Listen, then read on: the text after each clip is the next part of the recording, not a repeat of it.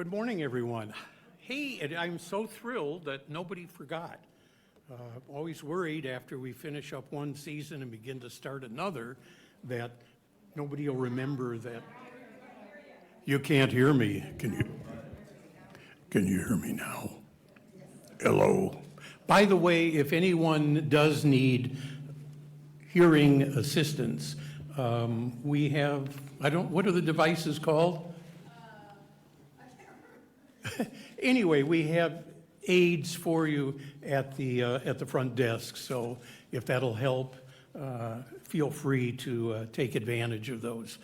So, welcome. I've been trying to figure out how many years we've been doing this, but it's been quite a long time. And it's probably not that important, but this is the start of our 25-26 season of Lunch Talks. And I think over this upcoming period, you're going to find a lot of very interesting subjects and a wide variety. So I hope that you'll stick with us. Afterward, I'll talk a little bit about the upcoming Lunch Talks and some other very important events that are taking place. September is when the museum, I hate to say it that way, comes to life, because we do have summer programs kind of oriented towards the kids. And now that we're getting into hopefully a cooler season, I'm told that this will be the last day of maybe 100 plus or over normal, but who knows? Last year it was 110 in October, and I hope not this year. It hasn't been as bad as last year, but anybody like the heat? You don't like the humidity? No, it's still dry. Go to Florida or into the southern states, and then it really makes a big difference. So, one of the things that we're very grateful for is the fact that Friendship Village, folks here from Friendship Village today, thank you all for coming out and express our thanks to Mark Young, who is Director of Marketing and Sales at Friendship Village. He wasn't able to make it today, but Friendship Village has been a long-time sponsor of the Lunch Talks and has enabled us to improve our programming and making it more diverse. We've increased the amount of Lunch Talks in a season. We now go from September, we're off in December, but we also continue to May, so we added 2 additional Lunch Talks.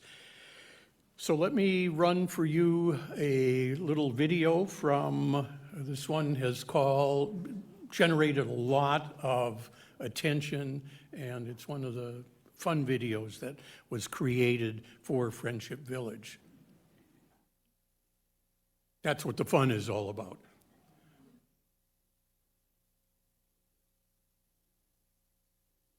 Welcome to Friendship Village.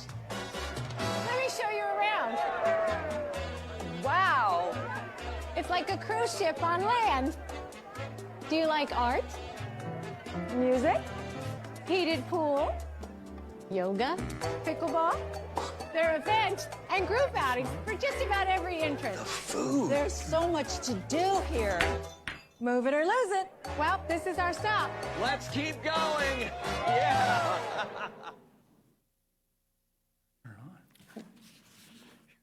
Okay, yeah, good. Dr. Dimas was just wondering if his computer was on. Oh, that's a nice background. Where is that? Oh, I have no idea. Well, that's a big. Oh, there we go. All right. So let's get right into today's program. He was here, I think, a year ago, Dr. Pete Dimas. And I don't like to read, I've got a whole bunch of information, but I think we don't measure the quality of a presentation by the introduction and You're doing well. all of the background. But suffice it to say that, can I call you Pete? Sure. Yeah, we don't want to be formal.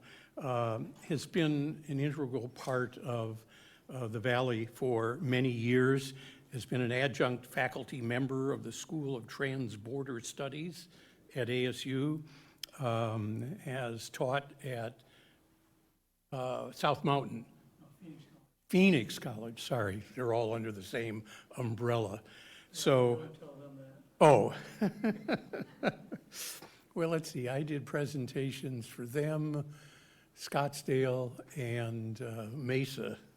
And yeah, they never said anything. Some of the schools have more pride than the others, particularly the Artichokes. But Phoenix College, yes. Phoenix was the first. And what he's really tried to do, and that'll be part of today's presentation, is raise awareness of Latino history, the culture, the issues, and contributions. One thing that we're really trying to concentrate on at the museum is to create a greater emphasis on the diversity that exists in our city. For many years, we kind of told the traditional history of the community of Tempe without really identifying all of the various cultures that contributed to making this city.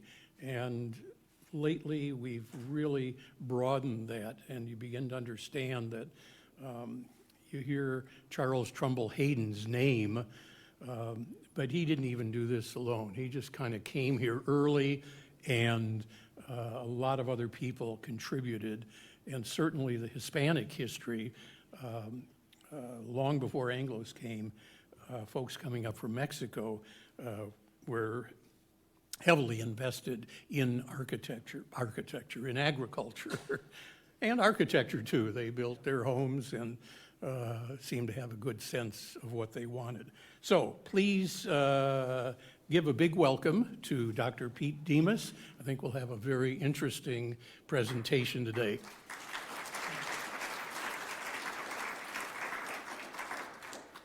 Well, I hope it turned out all right. I was going to give a nice presentation, and I was told to keep it to 20 minutes or 30, so much for that, yeah.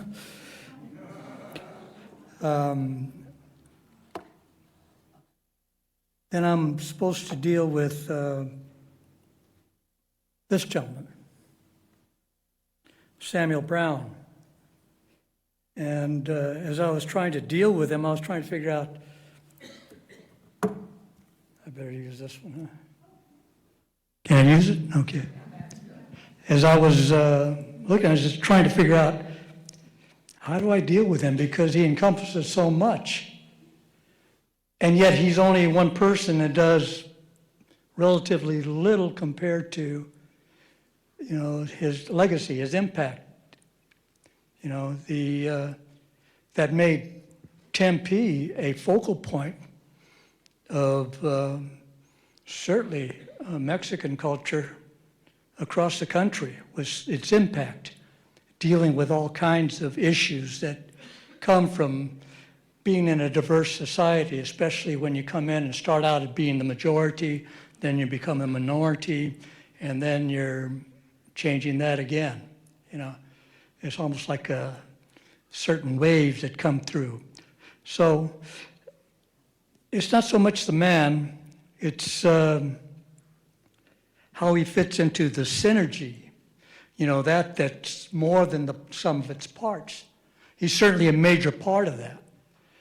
And there are reasons for that, but, when you look at it, then you have to figure out not just what he was, the who, but the what and how, especially the how, because it tells us a lot about how we are, what we are as a society, okay? So that's the intro. And I'll see if I can keep on going, okay? Samuel Brown arrives in Tempe in 1878. A lot of this I get from the Tempe History Museum, you know, it's really a fine organization. And I'm not trying to get anything out of them, so I really mean it. It's a good place. He comes in from California, from Los Angeles, comes in as a blacksmith. He works for Charles Trumbull Hayden, Carl Hayden's dad, the guy they named Don Carlos after street. I always used to wonder about that. After a few years, very short years, he becomes partner with a fellow by the name of White, and then later with a fellow by the name of Moraga, which means there's Mexicans in Tempe.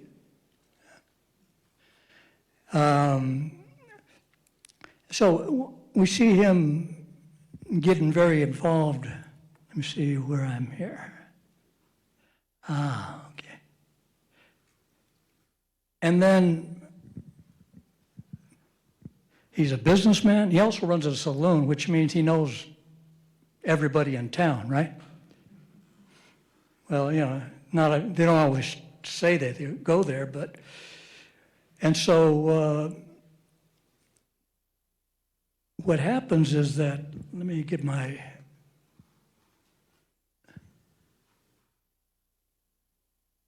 in 1895, after he's been in Tempe for a while, I was hoping it'd be bigger print, but you know, he joins the Ancient Order of United Workmen. You know, I didn't know about this. Ancient Order of United Workmen was basically one of the first mutual aid societies trying to deal with the reality of the industrialization of the United States. No longer an agricultural society, becoming more of an industrial society. And so that means, in a very basic sense, that your Social Security cannot be your kids on the farm. And it doesn't pay to have too many of them because they're expensive, as we all know. And so they start forming mutual aid societies to try to ameliorate the conditions that you live in and making sure that if you die, I should say when you die, you don't leave your family in hard straits. So in other words, what they do is they cut out the insurance companies and they form insurance policies so that their families can at least continue. And they also have something else, because the founder of this in 1868, I forget his name, used to be a Freemason, so much of this organization is organized around Freemasonry, the idea of rituals and secrecy and working together. And then, let's see if I can...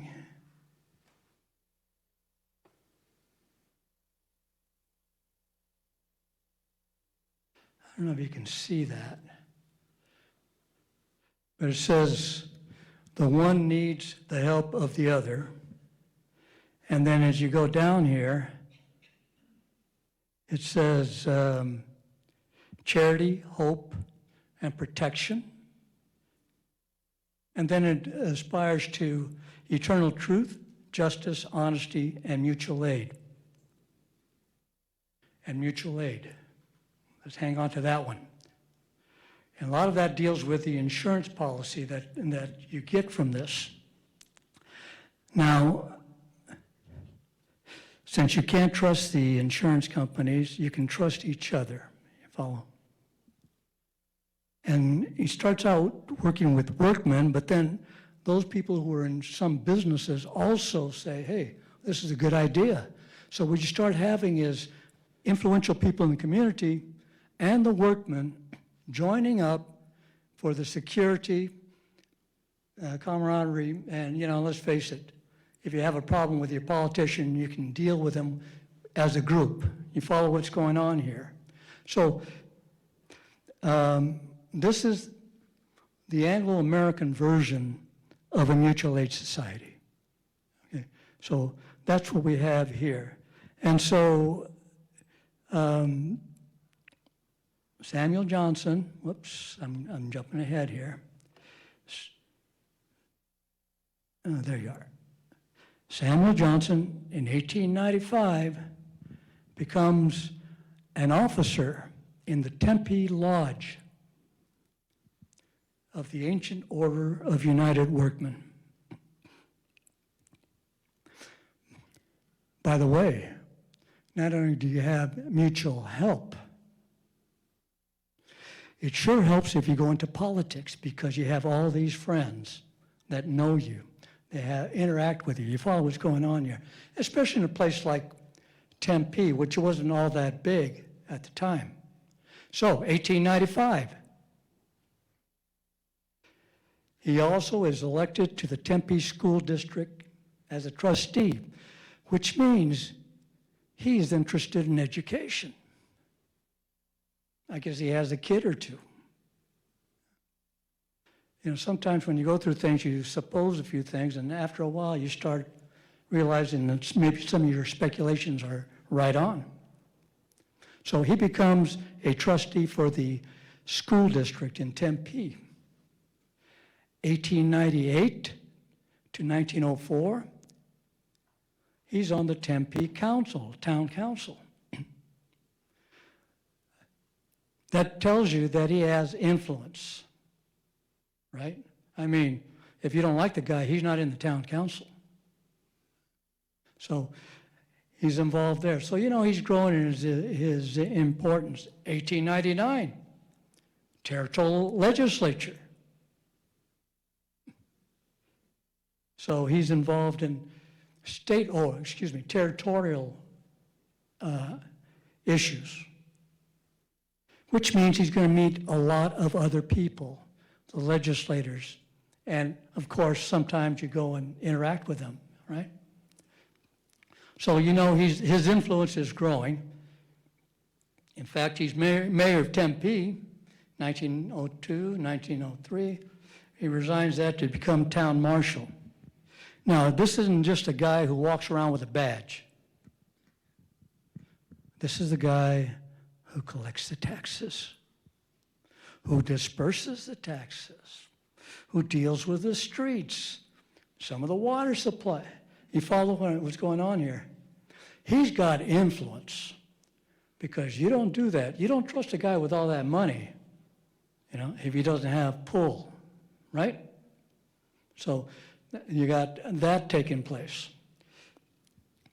Then in 1905, he becomes president of the Tempe Public School Board. Let me see, grade school, high school. By the way, 1905 is a critical year because there's a fellow by the name of Alfred Reese, who is a legislator from Apache County who will be playing a role later, okay?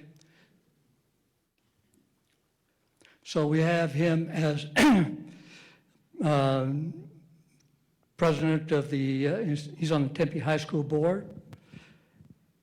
1911, he's a Tempe Republican committeeman. You know, you read through all the newspaper articles and you see how they talk about how honest he is.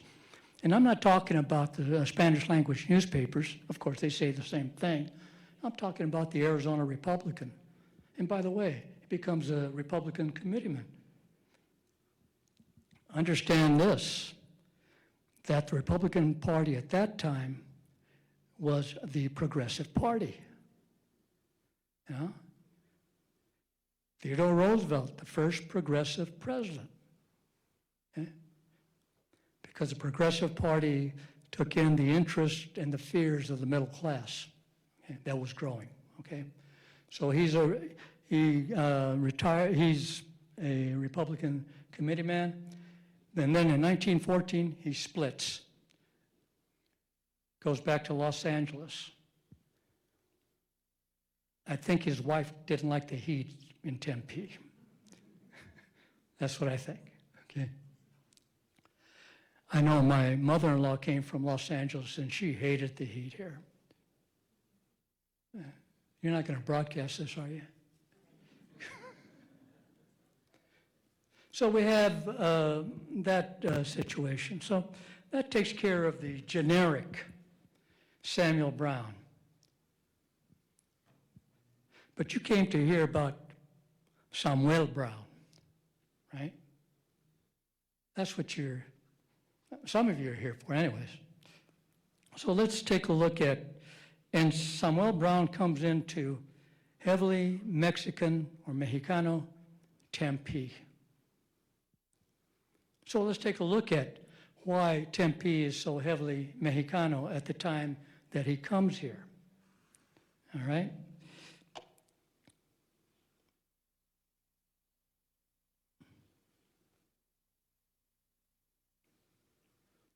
This map is a little dated, but it's basically, Nueva España is basically Mexico at its independence in 1821, okay? And you're going to have people moving north from central Mexico, beginning in the 16th century, following mining, gold, silver. Okay? That's what really transforms the world economy, by the way. Silver comes from here, goes to Europe. Silver comes from Mexico, goes to China, and everyone goes to the entrepot of Manila to get their hands on that silver. So they trade there, you follow? So these people are moving up. Everywhere they go, they find mineral wealth, silver. That's the movement north. In 1848, we have the loss for Mexico of northern Mexico to the United States. They say it was over Texas, but quite frankly, much of it was over control of the California ports, because they're going to take control of the China trade. You got to be careful of what you wish for, you understand? And also, they wanted the money tree, which were the mines of northern Mexico. That's part of the environment for the Mexican War. And here you see northern Mexico, and I want you to focus on this part here. That's northern Sonora. And you notice it's still in Mexico.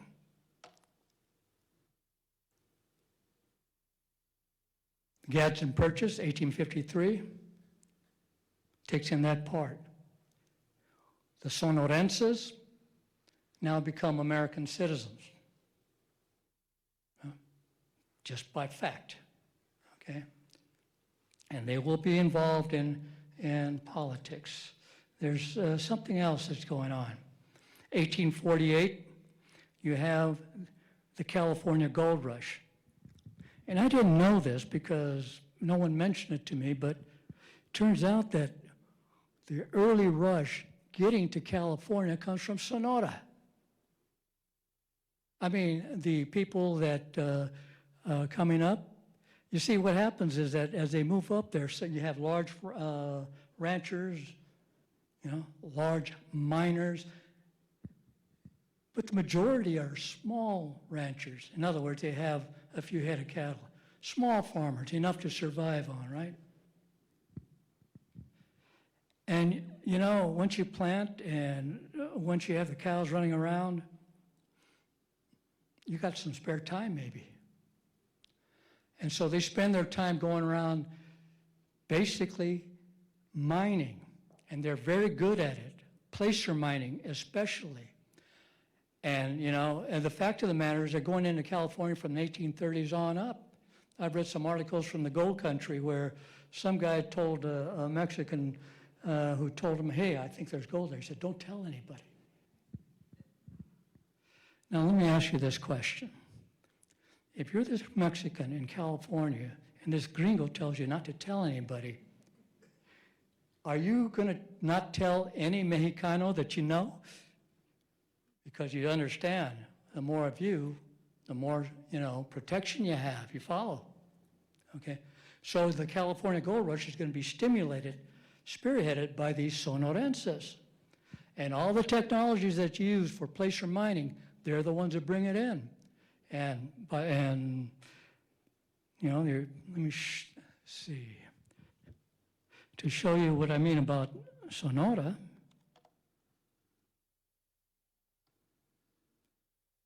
there's the town of Sonora, and it's still there. Not far from Agua Fria, Mariposa, there's a place called San Andreas, they're all there. There's one problem. If you're good at something, sometimes those that come in later are not happy with you.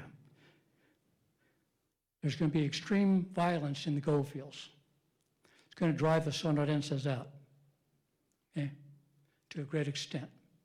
Sonorenses, Chilenos, Californios, those are Mexican Californians. Okay? So that's what's going to be taking place. When the Sonorenses come back, they're dealing with the other reality. And that's the reality of the Apache Wars. You see, according to the Treaty of Guadalupe Hidalgo, you're supposed to stop all incursions, but that doesn't happen. Because many of the American officers are interested in mining, and they themselves are miners. And the Indian agent, what he does is he makes treaties with the Apaches. We won't bother you going into Mexico if you don't bother us here. Which means, of course, the Apache War's on the other side, where Sonora is.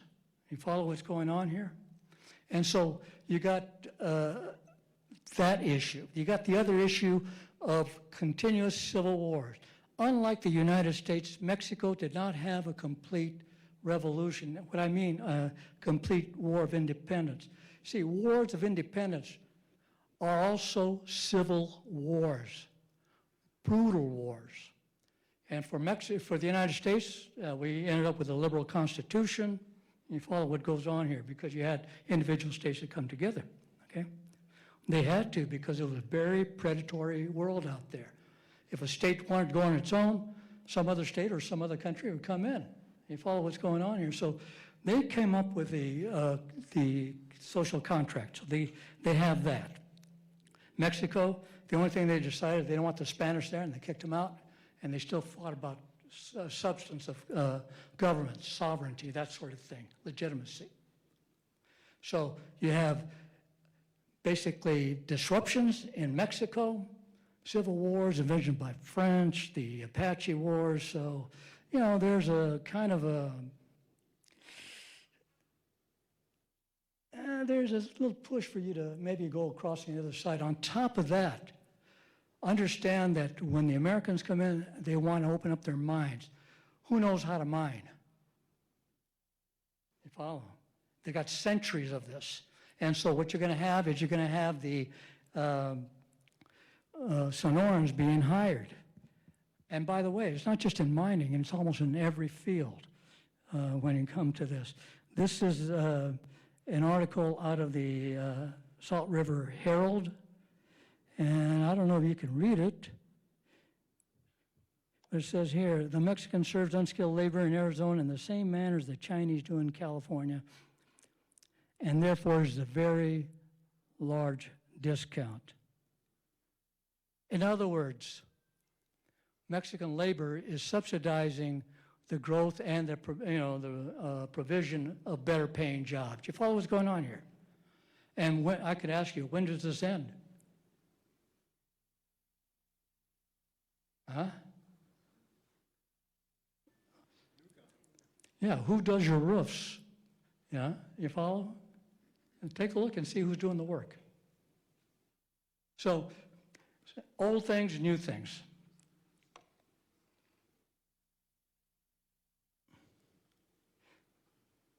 So basically, what we're going to end up here is, you got the mines in Arizona, you got the military coming in, they have to be provided for, the mines have to be provided. Tucson will become a major focal point. You can see the routes coming from Los Angeles, up from southern Mexico, from the Santa Fe Trail.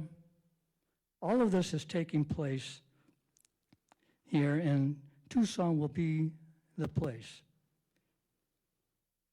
You can see, you got 1861, you got the Apache Wars that take off. It's very hard to get here. It's hard to get Anglo women to come. You know, it's a little dangerous. And so what you're going to have is extensive intermarriage between Mexicans and Anglos. And this is where you get lots of Anglo-sounding names, and they're Mexicans. You know. So you have that taking place. And then in 1880, the railroad shows up, and when the railroad shows up, the Mexicans are no longer really needed. The trails from Mexico, you don't need them. They're coming from San Francisco. They're coming from New York. They're coming from Chicago. Those of you from Chicago will understand that Seattle is the center of commerce in the United States. And the connections go all the way to New York and to Europe. A lot of money starts flowing in. You don't need Mexican money anymore. So that's what's happening there. And by the way, by this time, the Apache Wars are over, and so now it's easy to get Anglo-American women to come out here. So therefore, intermarriage starts diminishing. It doesn't stop completely, but it starts diminishing dramatically, because there's all kinds of social philosophies going on here. We won't get into that. We don't have time. But so you understand that's what's happening. In Tucson, with the income of large numbers of Anglos, and there's a recession, depression in 1894, you're going to have nativist sentiments against Mexicans in Tucson. And therefore, in Tucson, this gentleman here, Carlos Velasco, will move to form the Alianza Hispano Americana, a mutual aid society for protection, okay? And he also expresses his sentiments through his newspaper, which is very influential across the area. And by the way, I got to tell you that it's not the only one. There's Spanish language newspapers all over the territory, okay? So understand that the Mexicans are communicating and seeing what's going on. So we have that situation, okay? And so in any event, you have the Sonorans coming in all over the place, from the Yuma area. That's the area of Jose Maria Redondo, the major citizen in Yuma. You have people coming up the river valleys, and you have them coming up to, see, this place, towards Fort McDowell, Tempe. They do this without having the American forces in. This is what they've been doing for centuries. You follow? Okay? And so they're going to come in early. They're going to come before Charles Trumbull Hayden comes to Tempe. There's always hints about this, and when you read the articles, you know that nobody was here. There were a few Mexicans maybe, or Indians. I mean, that's generally the description at that time. So you have the whole package of people coming north, and that area is an area where you can ford the river often, although sometimes you need a ferry, Hayden's Ferry. You ever hear of that one? Okay.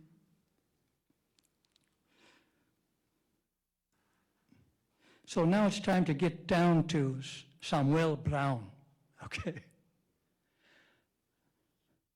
Samuel was a son of a New England sea captain and a Mexican mother who was born in Sinaloa, whose family came from Durango, the mining areas in the interior of Mexico. Okay. He was born in 1852 or 51. Nobody really agrees.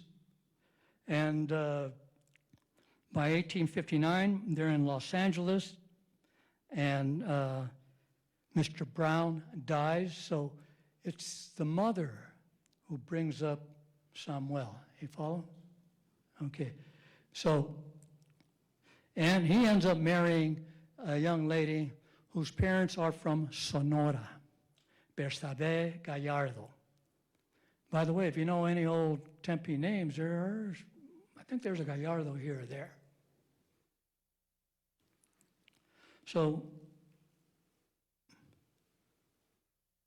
when I was trying to figure out how to deal with my thesis, when I was asked, what does it all mean? I ended up running across a fellow by the name of Octavio Paz, a diplomat and a scholar. And I won't tell you the whole story of why it meant so much when I saw it, but he said something. Dime cómo mueres y te digo quién eres. Tell me how you die, and I'll tell you who you are. This is the gravestone for Samuel Brown. What language is it in? Corazón puro mexicano. He was a Mexican at heart. You follow? But he grew up in a society that was transformed. Whoops, that's... And so I just wanted to give you kind of a background so you understand what's going on here. Now let's run down through the chronology. And then if we get through, we can have some questions if you have any, okay? And you can compare the two. He arrives in Tempe, 1878. In 1884, he becomes president of the Club Independiente. Let me read you a translation of it, what their purpose was, if I can find it now.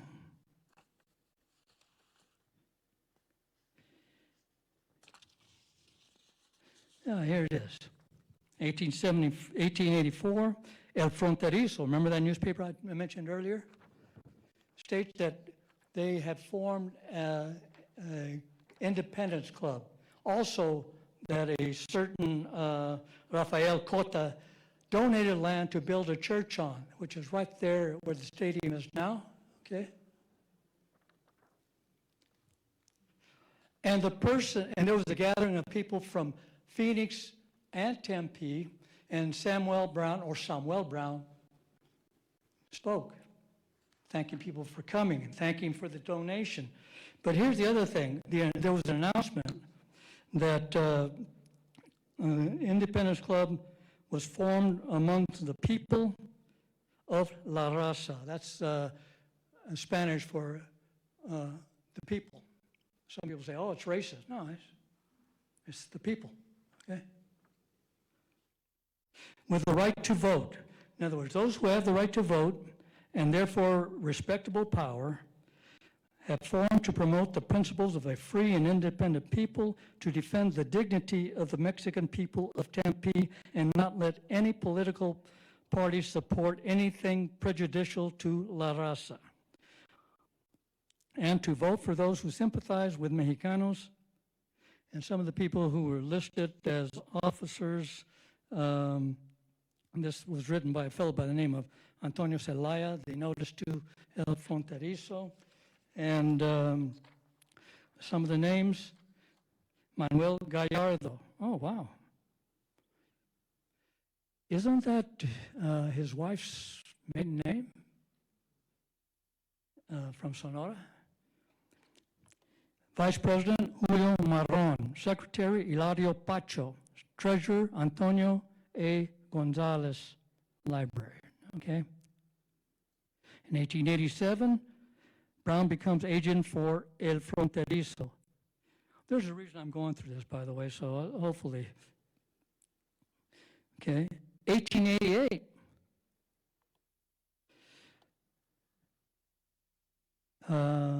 you have a club, literary club. I forgot to put it in here. And in Brown becomes an agent for El Fronterizo in Tempe. That means he knows this fellow Carlos Velasco very well. Carlos Velasco was admitted to the Literary Club of Tempe, which means they read, right? And at the request of Samuel Brown, Carlos Velasco in 1894 leads to found La Alianza Hispano Americana de Tucson, of Tucson. In other words, it was a local organization, all right? And so what's going to take place is 1895, remember that Samuel Brown becomes a member of the Ancient Order of United Workmen. In 1897, Lodge number 5 of La Liga of the Alianza Hispano Americana is founded with Samuel Brown, Rafael Estrada, Adolfo Romo, and others forming this lodge. This lodge is formed to protect the Mexican population from some of the things that are taking place because the railroad is bringing in all kinds of people from the outside, immigrants from the east, you might call them, okay? So that's what's happening. 1897, Samuel Brown becomes president of La Alianza Hispano Americana, and he will transform that organization into almost a duplicate of the Ancient Order of United Workmen. See, what does that mean? Secret rituals. Nobody talks about what you're talking about in here, right? And so you have that insurance policy. And you have all these people who will get together, and if you run for office, are they going to support you? You follow? Oh, wait a minute. He's also an officer in the Ancient Order of United Workmen. So that means he has the Anglo vote also. And by the way, some of these Tempeneños, as they call themselves, are also members of the Ancient Order, okay? So they're playing into both to expand or utilize their political power, okay? In 1901, for example, Chris or Crescencio Sigala and Gigi Gonzalez are officers also in the Ancient Order. In 1907, at the urging of an Alianza member from Apache County, who is a territorial legislator in 1905, also superintendent of schools in Apache County, Albert Reese, who is also a refugee from Los Angeles, will push, and through all this political maneuvering across the state with all these lodges, they get Tempe Normal School to hire a Spanish instructor. I won't say too much because I know Chris has a lot to say about this. So, and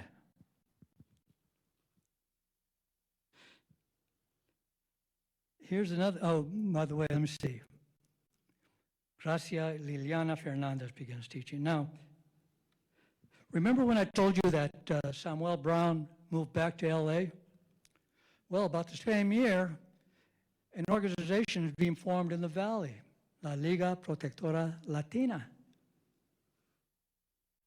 Now, people say it was founded by Pedro de la Lama from Phoenix, but major players were from Tempe. As a matter of fact, Antonio Celaya, Chris Sigala, and others were active, and the Tempe branch of La Liga was the largest in the state, and they were fighting against, they were fighting for education, and they were fighting against the attempts to exclude Mexicans from the mines. this is interesting because Chris Segala in 1903 was sent by the National Guard to Morenci to put down a strike by Mexicanos. And so now he's in an organization to fight for the rights of the Mexicano miners. You follow what's going on here? I consider this part of Samuel Brown's legacy because they're all together. They've all understood how things work. They formed a mutual aid society in this fashion, okay? So we have that. We're talking about his legacy now because Samuel Brown will continue being president of the Alianza Hispano Americana, but now he's being pulled in areas across state lines, you follow? And these Tempeneños want to have local power. That's what I interpret. And they form this, and they are drivers in this organization, okay? Well, let me, come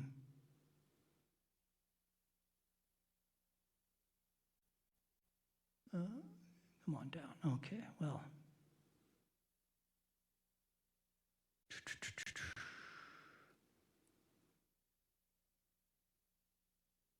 Their conference, there's Segala, there's Pedro de la Lama. They've become a pretty potent group for a while. Okay?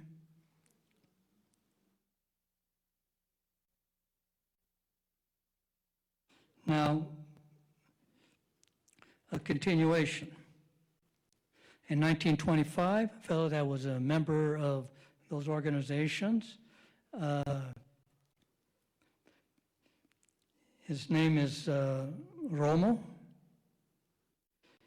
There's a case that, Adolfo Romo, there's a case that's brought forth because Tempe is segregating its schools, saying that it's because of language, and that was not true. And I was reading through this. This is a culmination of the activism of Tempe, but I was reading something by Laura Munoz, who wrote about the education and politics in Arizona. And she said, every Mexican household had a male member in these mutual societies, like Alianza, La Liga Protectora Latina. So you understand, even though Romo is a figurehead, and he's the one that stepped forward, you got to hand him that, the whole community was behind that. You follow what's going on here, that political power. It didn't transform the entirety of the education system in Tempe, but it started something, you follow? Some of those people that went through the youth school also went to Arizona State College, which it will become later, okay? In the 1930s, there's a Latin American club whose basic premise was unite for political power to get jobs. And a member of that, first of all, there's a fellow by the name of Luis Cordova.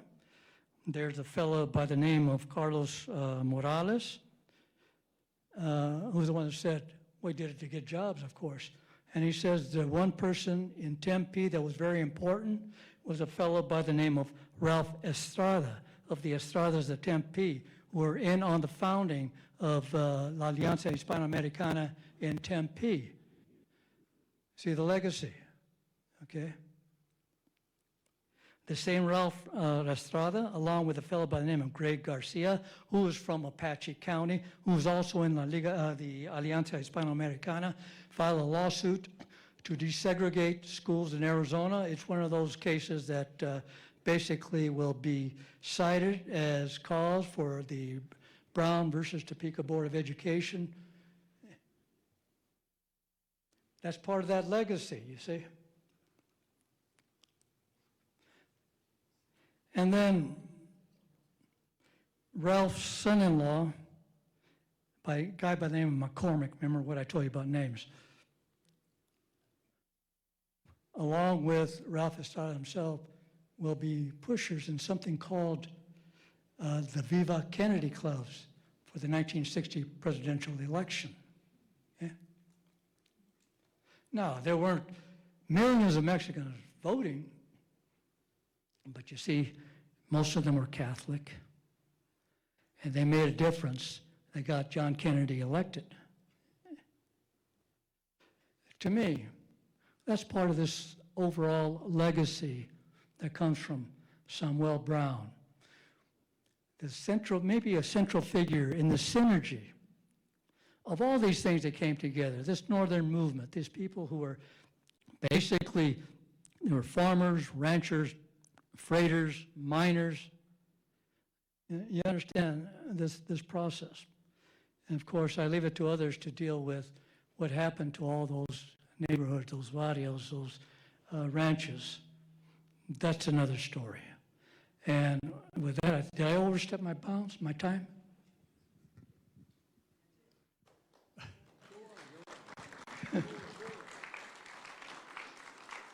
All right. Yeah, Okay, I is did. this up? Yes. I'm right, sorry. No, you did fine. Let me first ask, before we, can you hear on this one? Not very, yeah, it's on. Let me go over to, borrow yours. Thank you. Oh, that's really loud. This one, you want to turn it up? Yeah. Okay. Oh, yes. All right, that's fine. I wanted to ask, because the Mexicans who were here really before the Anglos were perceived as laborers, farmers, all of that sort of thing. And then you've got Samuel Brown coming along. Is it safe to say that he was one of the earliest Hispanic leaders that helped inspire others to some of the offices that he held and to carry the message and the leadership on? I think he was one of the first. Take your mic. We'll have a duel. Hello? I think it was one of the first, but one thing you got to, there's something I didn't say because I thought I was overdoing my time. But you see, Sam Brown came from California. California, when it becomes a state, it becomes a state immediately. All that gold, you can't say no. And so what happens is that the Mexicans in Northern California are overwhelmed quickly. In Southern California, it wasn't the case. They participated in the politics. They elected people, representatives, you follow? And the thing was that up until 1879, the California Constitution mandated that all trials be bilingual, that all laws be passed be bilingual. If you were tried in court, if the majority of the people were Spanish speakers, you had to provide a translator for the English speaking ones. You follow what's going on here, okay? So you have all these rights, and they were using it. For example, I think it was in 1872, the Anglo council members wanted to sell the water system to private owners. That's typical. The problem was that the California charter was a Mexican charter, and the water belonged to the town. And the mayor said, no. And this is why all those other towns in California remained smaller, and LA was able to command control of its water structure. Of course, there's a lot of people that don't like that because they lost theirs. But in other words, the basis of California's rise to become the second largest city in the United States, and by the way, some people say the second largest Mexican city in the world, was based on this ruling by a Mexican elected. 1879, it was clear. All those people coming in, the railroads were real estate speculators also. If I have time, I'll show them a slide.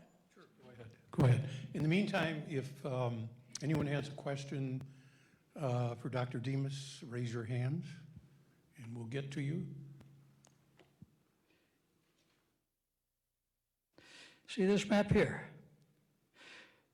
I know that railroads were private property, but they were heavily subsidized by the federal government. See this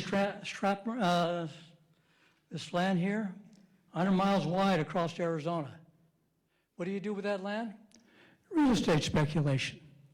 What about the land in California? Look at that. It goes right through, oh my God, Los Angeles. You ever wonder why there's Colton, San Bernardino, Riverside, Santa Fe Springs? You ever wonder why there were so many little towns? Because the railroad owned the land and the railroad subsidized the land. Everyone says, oh, they gave them free tickets to California. Well, of course, they wanted to sell them land. The railroads made their money that way because the real owners of the railroad formed a sub-company to get the loans that the federal government gave them that left the railroad with a bill. So the railroad will basically sell land to get its money back. And not to mention all the advantages of being able to ship everything in and out. You follow? So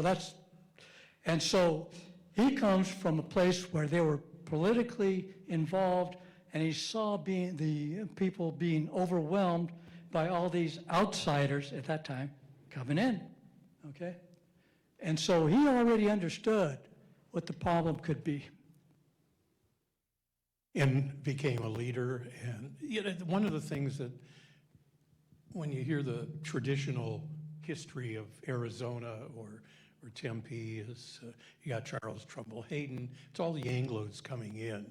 But the foundation for what was to become was really the Mexicans who had been up here for many, many years. Well, my thought is that as you look through history, the people who get credit for building it are the ones who made the money off of it, not the people who actually did the building.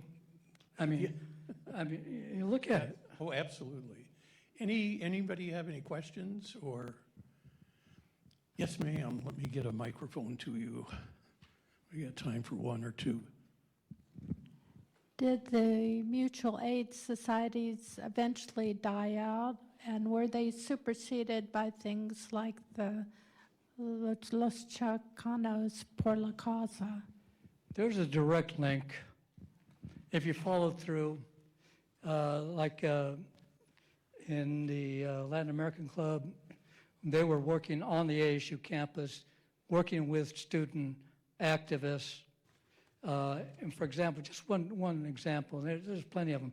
A fellow by the name of Val Cordova, who was the son of one of the leaders of the Latin American Club.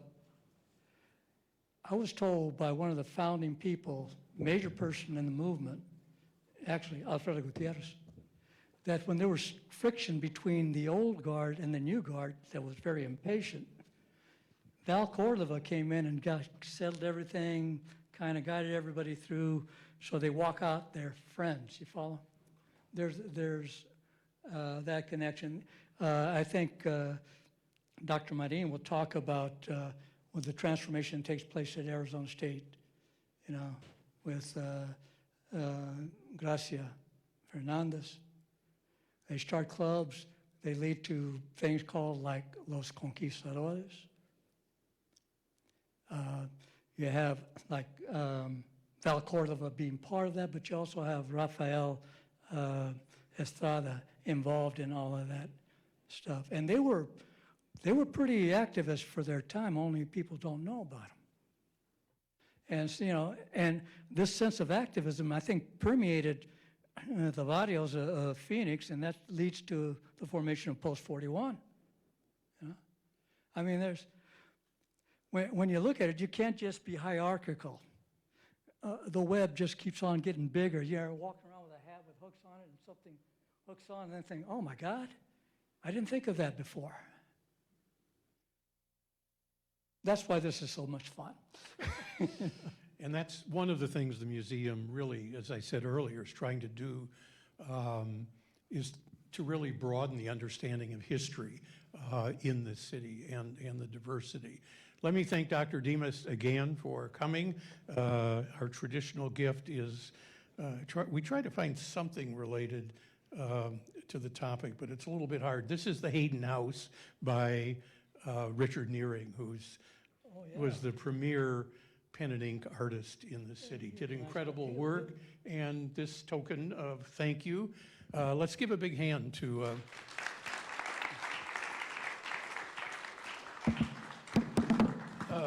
Couple, I only do this once or twice a year, so, you know. thank you. Let me do a couple of things because this is the start of the season. I don't normally call out people in the audience, but one of a good friend is here today. Scott Soliday, who was an early curator of history at the Tempe Museum. Shortly after Charles Trumbull Hayden came here, Scott began to record everything and was the curator for the first 100 years.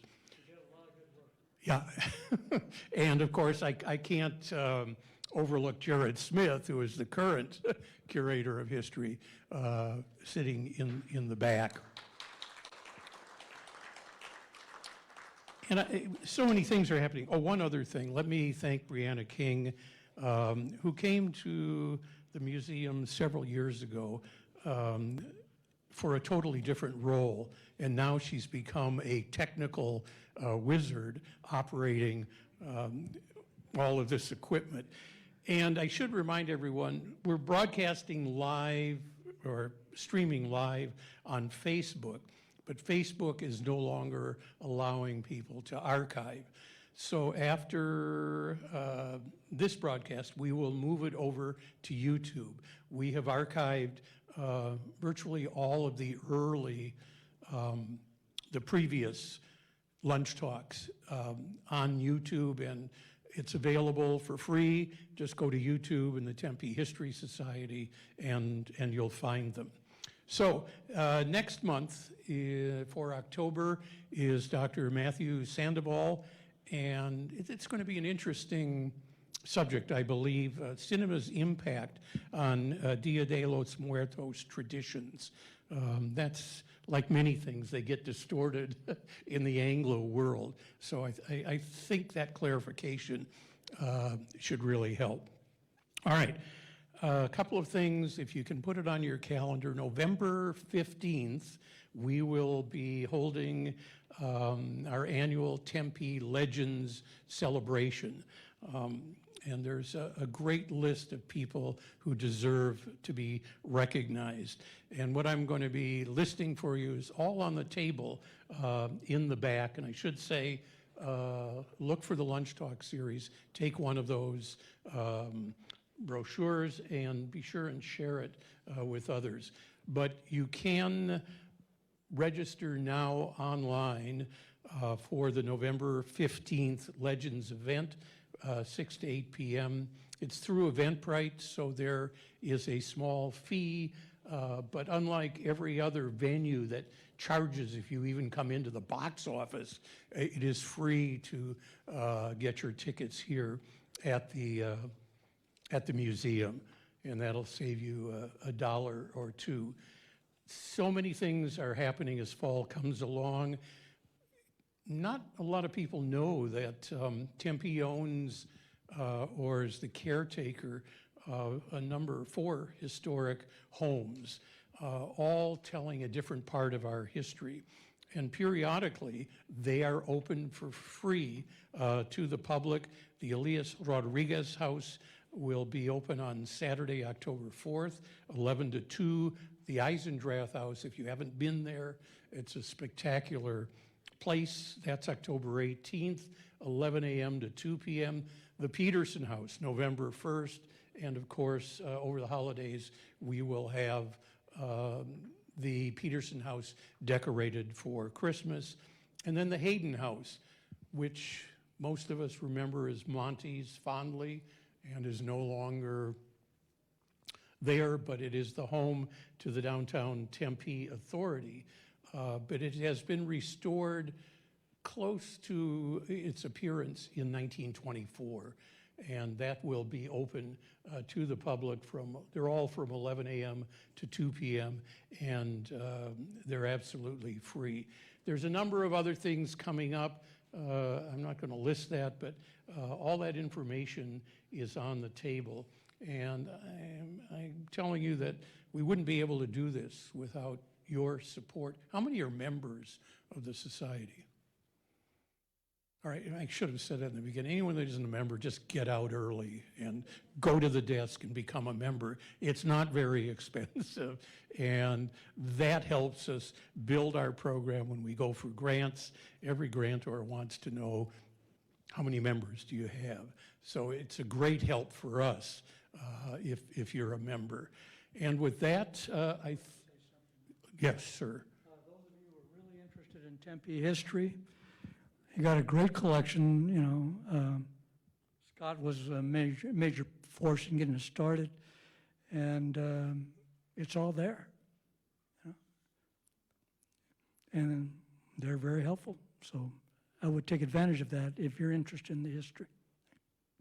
It's a great staff here. And also there are a couple of new exhibits, and if you're here, why not wander into the gallery and take a look at those. And a couple of other exhibits will be coming online based on the success of the skateboards. We are doing one, doesn't seem to be tied, but it really is, to lowriders that will be coming up in a couple of months? March, okay. And I should point out too, for celebrities in the audience, the museum has a new manager, director, and that's Josh Roffler, who is... And Josh has been with the museum since 1921. I remember when he was just a volunteer over at the Peterson House, and look what happens. You can tell your kids, you might not become president, who would want that, but you could become head of a museum. So our congratulations to Josh, who just took over that. Yeah, sure. You owe me. That's it, folks. Class dismissed. We will see you next month for another interesting presentation.